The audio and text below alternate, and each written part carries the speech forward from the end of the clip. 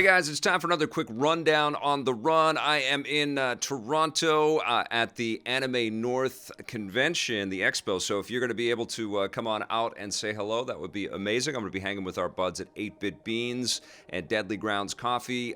So we'll have some t-shirts and some coffee, some espresso playground coffee. Come on down if you're in the Toronto area. It'd be great to see you. But let's get started with our rundown. Today, it's dedicated to Johnny Dark, and thank you so much for yesterday's incredible and very generous, massive super chats that you gave us. You rock. Let's get started with your rundown.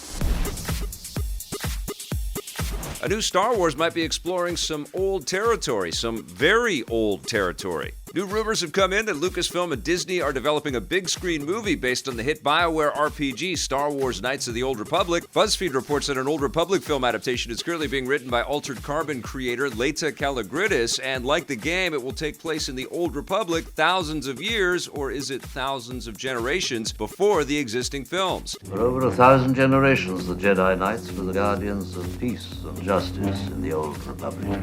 I will not let this republic that has stood for 1,000 years be split in two.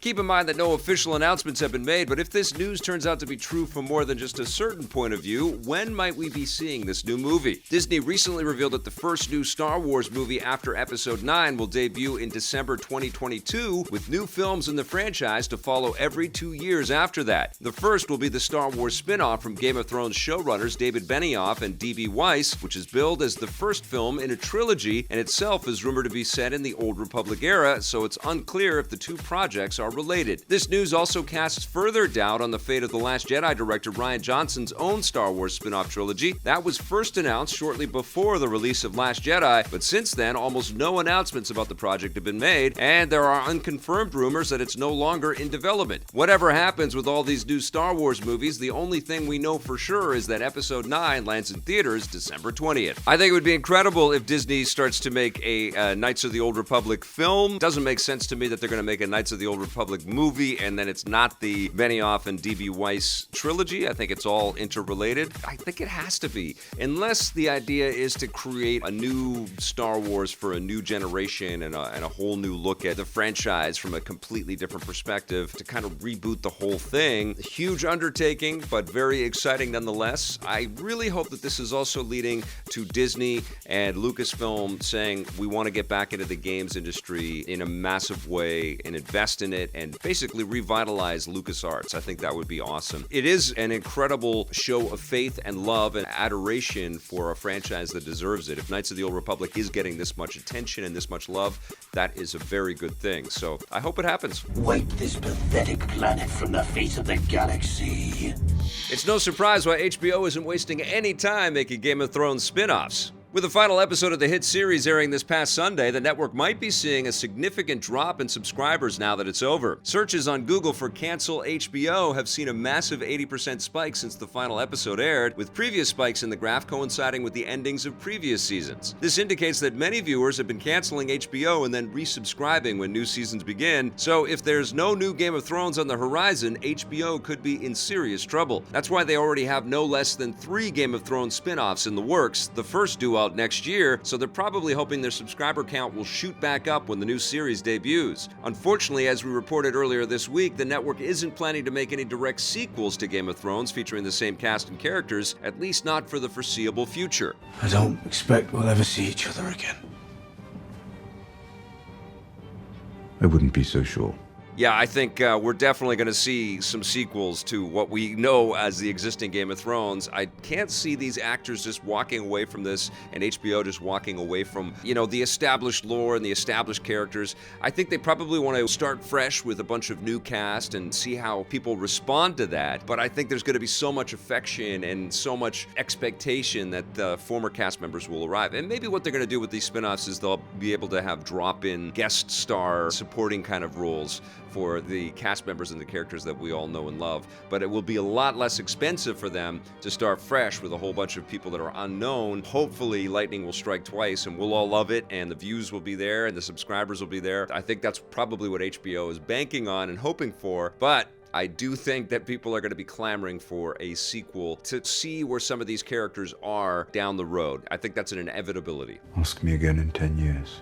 Some lucky gamers will be able to head back to feudal Japan this weekend with Nioh 2. Team Ninja has announced that the upcoming sequel to their 2017 action RPG will be getting a closed alpha test on the PS4. It's starting this Saturday, May 25th, and will run for a week until Sunday, June 2nd. At the time we're filming this, the developer still hasn't said exactly how users will be able to enter the closed alpha, although they say that some invites have already been sent out. Like the first game, Nioh 2 will thrust players into the role of different samurai armed with supernatural powers and then battle even more fearsome supernatural monsters and bosses. The first game was a PS4 exclusive, but eventually found its way to the PC, but for now, Nioh 2 has only been confirmed for the PS4. The final version of the game arrives later this year. Nioh 2 was actually first announced at Sony's E3 press conference last year, but we won't be seeing it during Sony's E3 press conference this year because they're not having one. Yeah, I was super impressed with Nioh when it first came out, although I didn't have the ability to maintain my frustration levels. It was incredibly difficult, incredibly complex, but I know it did something that's almost unheard of. It came out and kind of challenged the success of the Dark Souls franchise and all the stuff that's been from. Team Ninja actually built something that a lot of people love and a lot of people are super psyched for. I'll check out Nioh 2. I don't expect that I'm going to be any good at it, but I am looking forward to giving it a shot when it comes out. I'm certainly happy for all the developers and all of the people that love this franchise and love this type of game. It's amazing how influential the Dark Souls franchise has become across the entirety of the industry.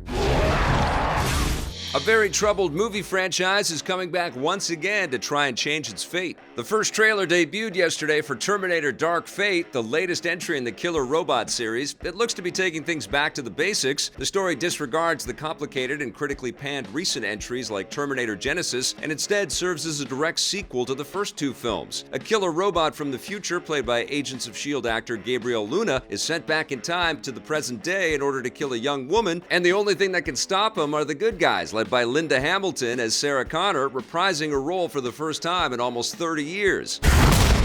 Arnold Schwarzenegger is also back, although keep in mind that this is a different version of the character that appeared in Genesis a few years ago. Behind the camera, franchise creator James Cameron is also back for the first time in almost 30 years, serving as producer and co-writer with Deadpool's Tim Miller in the director's chair. Because of the failure of the recent movies, the Terminator franchise obviously has a lot of baggage, but Cameron and company seem determined to win back audiences with this new movie. You'll get to judge for yourself when Terminator Dark Fate hits theaters this November. Now, I checked out the trailer and I mostly dug it. It was pretty cool to see, the older Linda Hamilton and the older Arnold Schwarzenegger back on screen there. I like the actors that they've chosen, but I wasn't that impressed with the CG that they showed off. It looked a little too television-y, if you know what I'm saying. Like, it just looked a little too artificial.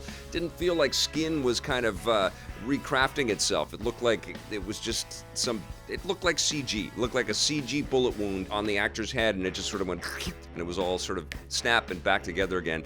I hope that all gets tuned. I hope that all looks way better, and I also hope that we're surprised by the technology in this movie. That's one of the things that we can absolutely say about Terminator 1 and 2 was the huge leap in technology and capabilities of the filmmakers, and certainly in 2019, we can expect a lot more, and especially if James Cameron's involved, and we know that this is a man that loves to kind of show us stuff we have never seen before, and that's exactly what we're expecting out of this. I am excited, definitely going to see it, and my fingers are crossed that it's awesome and deserving of that Terminator brand, especially with that association with James Cameron back again. I am so psyched, but my expectations are a little tempered by what I've seen from the trailer.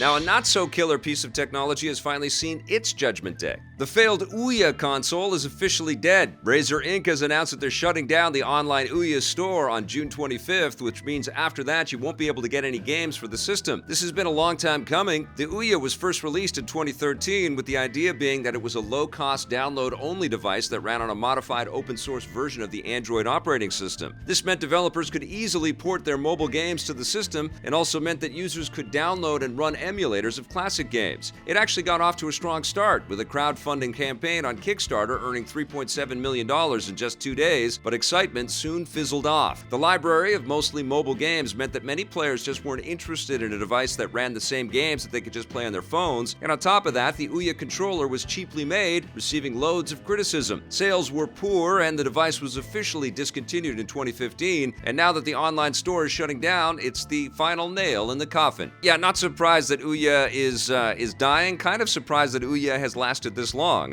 to be honest. And it kind of breaks my heart because I was hoping that this was going to be the great disruptor, and I backed it on Kickstarter, got the console in, tested it out. I was a big believer in the fact that we could have a lot of these mobile types of experience translate to the television screen, and I knew that there was so much development going in this direction, whether it was on iOS or the Google platforms. But unfortunately, what happened is I think the bottom kind of dropped out with the free-to-play stuff, and that just became the only way that people could generate any noise in the iOS and Android market, and I don't think that really made a lot of sense to then translate to TV screens. People just kind of shifted their focus. They weren't really interested in making console-type experiences that were on phones. They were really kind of tapping into the casual market, and so that didn't really translate to console-quality experiences that the Ouya really needed to be propped up. And you know what? It really kind of affected the way that I looked at a lot of the technology disruptors that I saw on Kickstarter after that. I became a lot more cautious, and quite frankly, I haven't really backed too many things on Kickstarter because of that.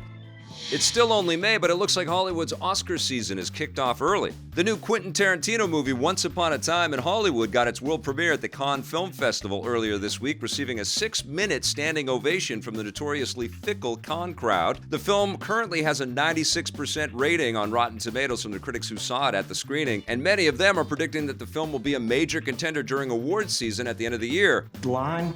Once Upon a Time in Hollywood takes place in 1969 with Leonardo DiCaprio as a washed-up actor and Brad Pitt as his stuntman, who together take on Charles Manson and his murderous cult. It sounds like the film will be taking a highly fictionalized look at real-life events, similar to Tarantino's World War II movie, Inglourious Bastards. Once Upon a Time in Hollywood goes into wide release this July. I am super psyched. It looks like it's going to be a ton of fun and probably get incredibly violent and crazy like a lot of Tarantino movies do, but all of those actors are just, it just looks like it's bathed in sunlight and nostalgic rose-tinted glasses, so I can't wait to see this film. Tarantino, I don't love everything that he does, but I do love his, pursuit of originality and trying to disrupt the Hollywood landscape with the pictures that he takes. Super, super psyched to see this movie.